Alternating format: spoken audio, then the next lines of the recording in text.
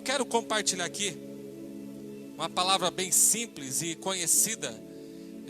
Se encontra no Evangelho escrito por Mateus, no capítulo 25, a partir do verso 1. É uma palavra muito conhecida de toda a igreja.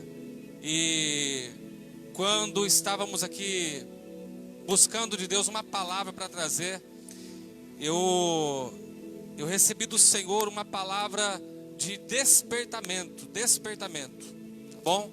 Então quero convidá-lo a estar ouvindo essa palavra no nome de Jesus.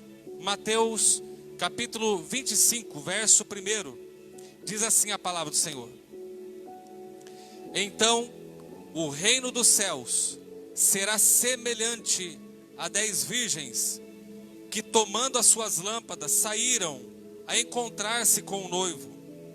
5 delas eram nécias e 5 prudentes. As nécias, ao tomarem as suas lâmpadas, não levaram azeite consigo.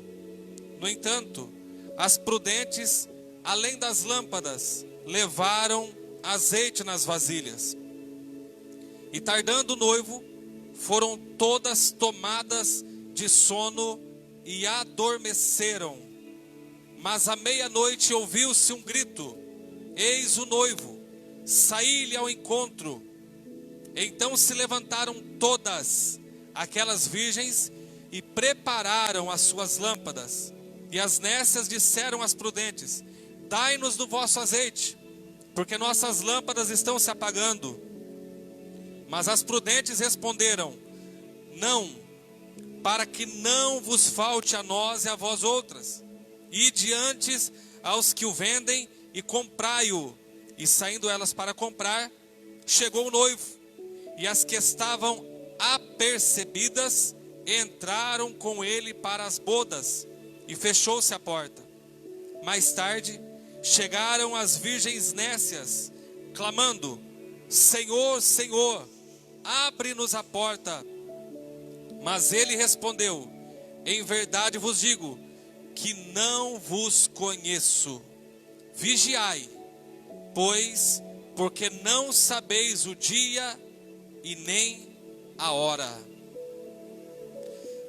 Queridos, aqui está uma parábola muito conhecida que Jesus, ele contou no final do evangelho aqui do livro de Mateus.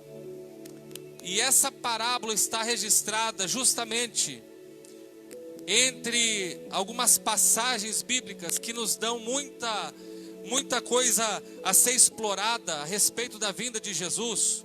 Por exemplo, no capítulo 24 do Evangelho de Mateus, aqui está dizendo o contexto da sua vinda. Como estaria o mundo naquele momento, prestes à vinda de Jesus. No capítulo 24 vai falar sobre alguns eventos naturais que estariam ocorrendo pelo mundo.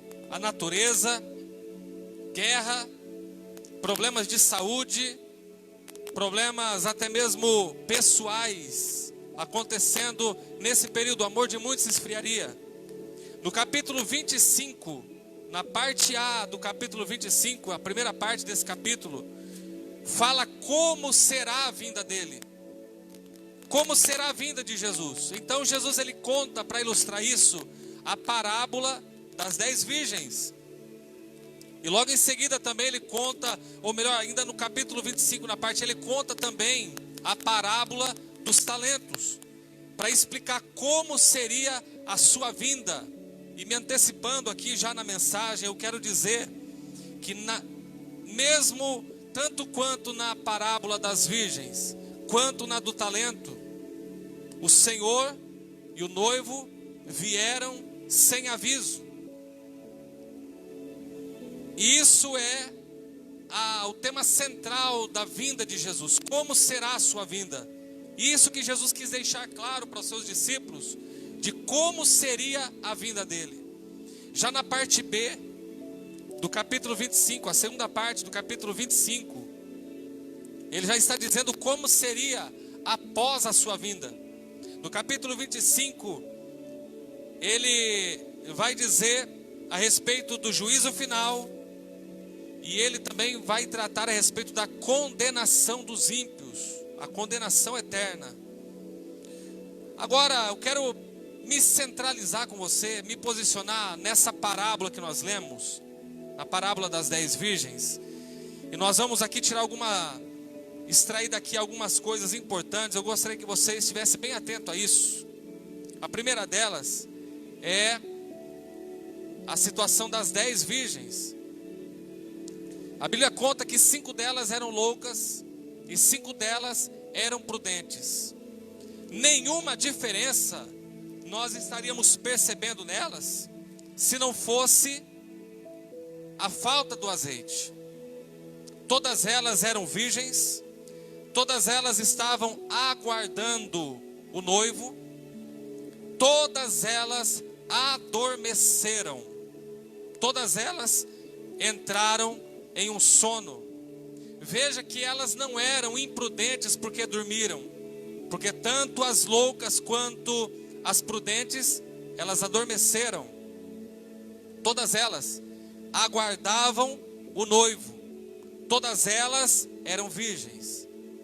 Então o problema delas não foi naquele momento do sono, a imprudência não foi o sono, a imprudência foi, lá na frente nós lemos a palavra, nós vimos que a imprudência foi o não levar o azeite. Outra coisa importante, à meia-noite ouviu-se o clamor, aí vem o noivo sair ao encontro, aí vem o esposo sair ao encontro. Essa palavra, à meia-noite ouviu-se o clamor, está aqui dizendo de alguém que estava anunciando a vinda do noivo.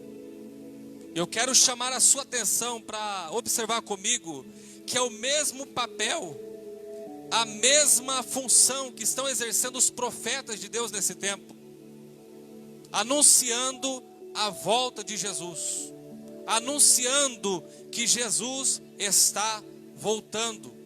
E por isso eu trago para você nessa tarde uma palavra de despertamento, porque Jesus está voltando. Há muitos anos, há mais de 2000 anos, se vem anunciando que o noivo está vindo, que o noivo está voltando. As pessoas estão desapercebidas, estão cuidando cada um dos seus negócios, correndo cada um para o seu lado, até que de uma hora para outra fomos surpreendidos por um decreto do governo que dizia que nós não poderíamos sair das nossas casas. E quantas pessoas nesse tempo começaram a ficar preocupadas, porque naquele momento não estava preparado para a vinda de Jesus. E eu acredito que esse choque de realidade que veio para nós, veio para despertar, veio para nos acordar, veio para nos trazer à tona a palavra de Deus, que há muito tempo vem sido pregada, que Jesus está voltando. Quantas pessoas hoje, e conversando com várias pessoas, eu ouvi a mesma coisa, achavam e criam que a palavra de Deus iria se cumprir dessa forma, mas nunca esperava que seria nesse tempo, da maneira como está sendo agora, como ela está acontecendo. As pessoas estavam pensando que ia demorar muito tempo ainda para o desenrolar das coisas, e de uma hora para outra as coisas acontecem de uma hora para outra, sabe, pegando todo mundo de surpresa. Os profetas estão anunciando que Jesus está voltando, e isso me faz lembrar de um profeta no Antigo Testamento que recebeu de Deus uma mensagem, e a mensagem era clara, que não sobraria ninguém sobre a face da terra.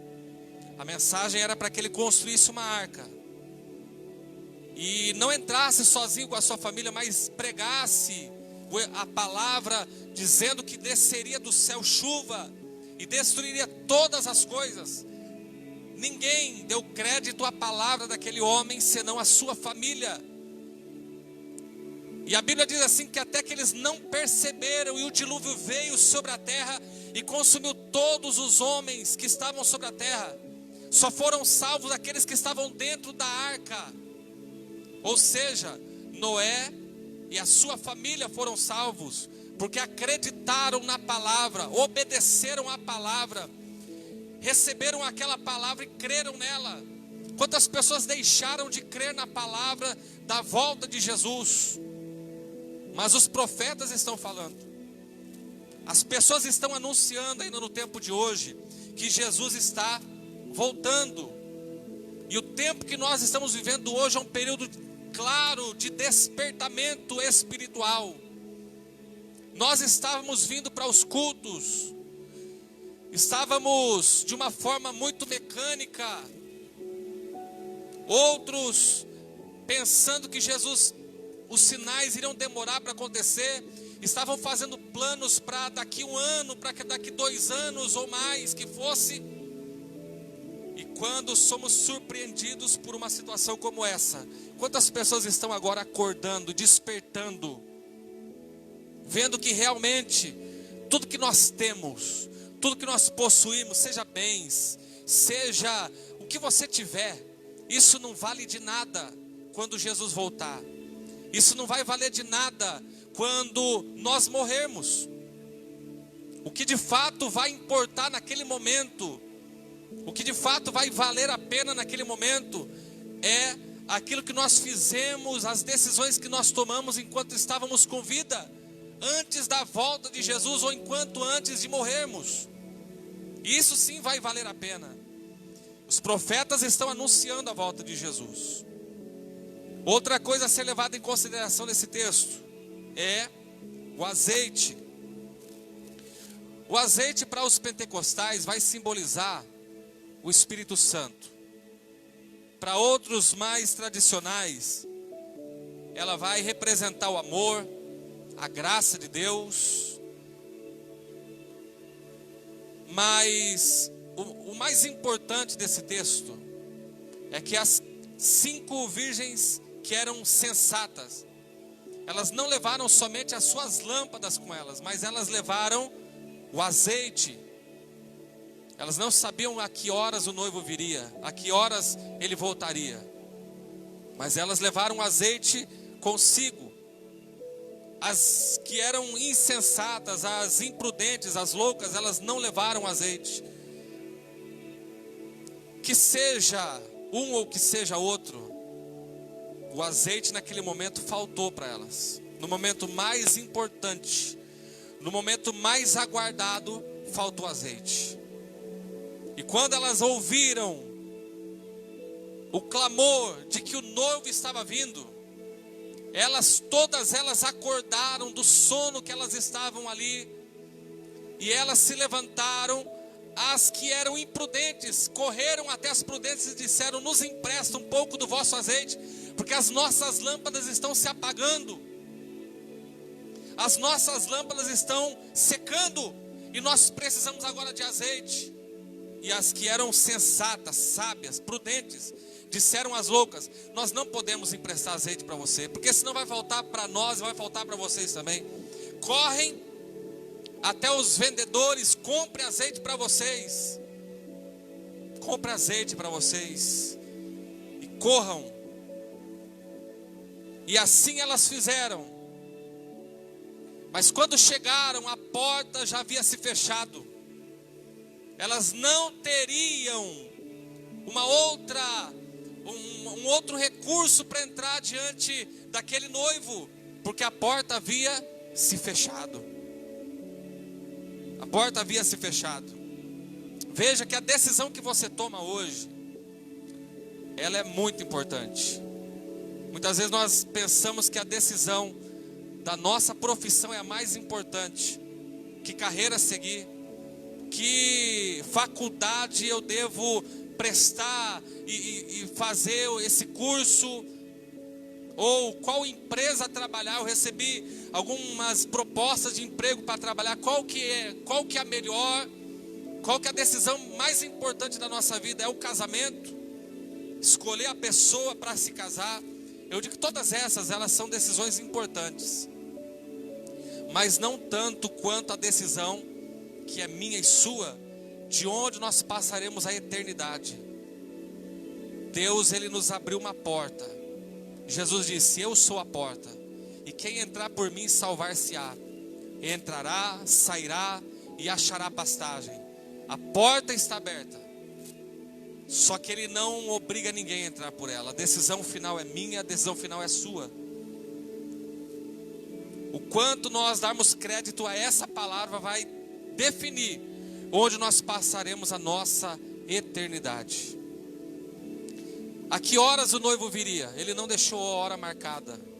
Ele não deixou avisado que momento seria. Por isso, todas as noivas adormeceram. Que é outro ponto importante que eu gostaria de compartilhar com você. O sono. O sono. Tanto as loucas como as sensatas, elas adormeceram. Elas dormiram. Isso pode representar a morte física, quanto pode representar também uma fraqueza espiritual, por conta da demora da volta de Cristo. Quantas pessoas nós conhecemos que acreditaram na palavra da volta de Cristo, e que por algum motivo elas, no meio do caminho, elas pararam, elas não prosseguiram, elas deixaram a promessa para trás e passaram a viver uma vida distante de Deus, porque deixaram de acreditar na vinda de Jesus.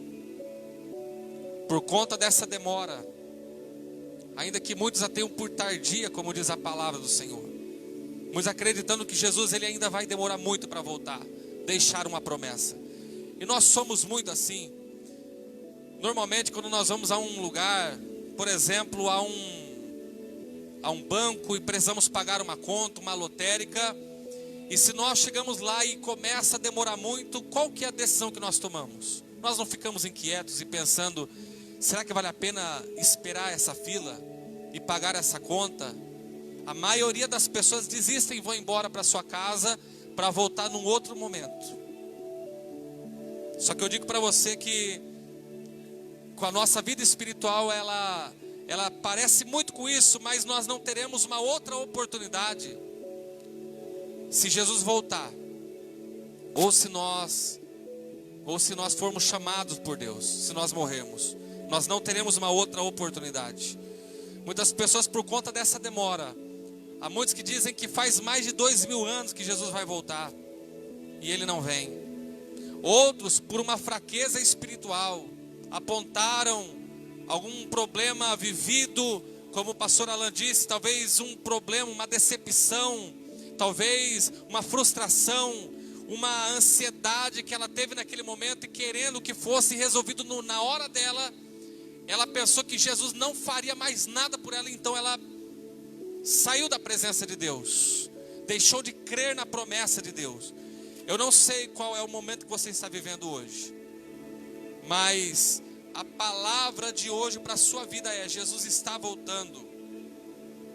Eu particularmente não acredito que Jesus vai voltar num tempo como esse que nós estamos vivendo. As pessoas estão apreensivas, aguardando a vinda dele, pensando que Jesus vai voltar hoje ainda, daqui a pouco. Pode ser que isso aconteça, eu não estou dando data para isso, não estou definindo o horário para a volta de Jesus. Mas uma coisa ele disse, que a hora e o dia ninguém sabe. E no texto que nós lemos, no verso 13, é onde ele disse: vigiai, pois, porque não sabeis o dia e nem a hora em que ele vai voltar, em que ele vai buscar a sua noiva, a sua igreja. Então nós não podemos estar preparados temporariamente, nós não podemos estar preparados momentaneamente, mas nós devemos viver preparados. Não é por conta do coronavírus que nós vamos agora nos preparar, nós vamos agora preparar a nossa vida, e daqui uns dias, amados, se Jesus não voltar, o coronavírus vai embora. Quantas pessoas vai se esquecer daquele momento que viveram alguns dias atrás? A memória das pessoas é curta, e depois passa de novo a viver uma vida como vivia antes, longe, esquecendo das promessas de Deus, esquecendo da palavra de Deus. Então eu digo para você, nós devemos viver uma vida, viver a vida, esperando a volta do Senhor Jesus, esperando a vinda de Jesus. É essa palavra que Deus colocou no meu coração nessa tarde, para a sua vida, para o seu coração. Que Deus venha abençoá-los, amados, em nome do Senhor Jesus. Que Deus venha nos preparar, e nós, fazendo a nossa parte, obedecendo a palavra do nosso Deus, sejamos prontos para a vinda dele. Se for agora, glória a Deus. Se for daqui 1 ano, glória a Deus. Se for daqui 10 anos, glória a Deus, eu estarei preparado. Esses 10 anos, esse 1 ano, hoje ou daqui a pouco, se Jesus me chamar, estar preparado para a vinda do Senhor Jesus. Eu quero orar mais uma vez com você. Eu quero convidar você, onde estiver, na sua casa, onde você estiver, para nós estarmos orando juntos nessa hora, em nome de Jesus. Deus venha abençoar a sua vida. Deus venha abençoar a sua casa, a sua família, o seu lar. Deus venha nos despertar, amados, despertar para um tempo que Deus está preparando para nós, um tempo melhor. Deus, Ele tem sempre coisa boa para o seu povo, em nome do Senhor Jesus, amém? Está orando ao Senhor, apresentar toda a igreja, apresentar as pessoas que estão aí vivendo períodos de enfermidade, dificuldades, talvez financeiras. Deus venha abrir portas, amado. Deus venha abençoar a sua vida no nome de Jesus, amém? Senhor nosso Deus, nosso Pai, meu Deus, nós te agradecemos nessa noite e te louvamos, pois o Senhor é maravilhoso, Pai. Ó Deus amado, Deus poderoso, Tu és santo. O Senhor tem feito grandes coisas em nossas vidas e nós estamos felizes, alegres, meu Pai, por tudo que o Senhor já fez e continua fazendo. Pai amado, está a sua igreja reunida, ó Deus amado, te adorando, te servindo, ouvindo a Tua palavra. E nessa hora, Pai, eu quero interceder juntamente do seu povo que está espalhado, meu Pai. Em nome de Jesus, venha nos despertar, Senhor. Venha abrir os nossos olhos espirituais para andarmos, meu Pai, na sua palavra. Ó Deus, em santidade, em obediência à tua voz, à tua palavra, Senhor. Venha trazer em nossos corações um despertamento, não um despertamento momentâneo, não um despertamento temporário, mas nós queremos viver uma vida, ó Deus amado, diante do Senhor, não somente agora, mas até a sua vinda, Senhor. E a partir daquele momento da sua vida, o momento mais aguardado e esperado pela igreja do Senhor, viver contigo eternamente no céu, te adorando, te engrandecendo por toda a eternidade. Abençoa o teu povo que está disperso, abençoa aqueles que estão fracos na fé, desperta eles, dá força a eles, Pai. Abençoa aqueles, meu Pai, que estão enfermos, cura, Senhor. Vai, meu Deus amado, abençoando cada vida, em nome do Senhor Jesus, operando maravilha. Mesmo nesse tempo em que nós estamos distantes fisicamente, mas nós estamos ligados uns aos outros, porque nós somos o corpo de Cristo. Ó Pai amado, abençoa, meu Pai querido, abra portas àqueles que estão desempregados, prospera a vida dos seus servos, meu Pai, mesmo no tempo de dificuldade, assim como o Senhor fez na vida de Elias, onde o mundo inteiro estava passando por aquele momento, ó Pai, de deserto, a seca, falta de água, mas ele estava sendo sustentado pelo Senhor naquele lugar. Abençoa o teu povo sobre a terra, em nome do Senhor Jesus. Abençoa, meu Pai, esse ministério de louvor na tua casa. Abençoa a vida do pastor Alain. Abençoa, Pai querido, os obreiros. Abençoa a liderança. Abençoa a membresia da sua igreja. Abençoa os pastores espalhados sobre a terra. Abençoa, Pai querido, em nome de Jesus, todos os governantes, Pai amado, os prefeitos, ó Pai, os deputados. Abençoa os governadores. Abençoa os presidentes de todos os países, Pai. Dê sabedoria, dê entendimento, dê uma saída para esse problema. Que o teu nome venha a ser louvado. E o teu povo vem experimentar tempos de paz, tempo de prosperidade, tempo, meu Pai querido, de ganhar almas na tua presença. Em nome do Senhor Jesus, nos desperta. Ó Pai, em nome de Jesus é a nossa oração na tua presença. Para a glória do teu nome nós oramos e te agradecemos. Em nome do Senhor Jesus. Em nome de Jesus. Que Deus abençoe a sua vida, Deus abençoe a sua casa, para a glória do nosso Deus. Deus abençoe, amados, em nome de Jesus. Amém?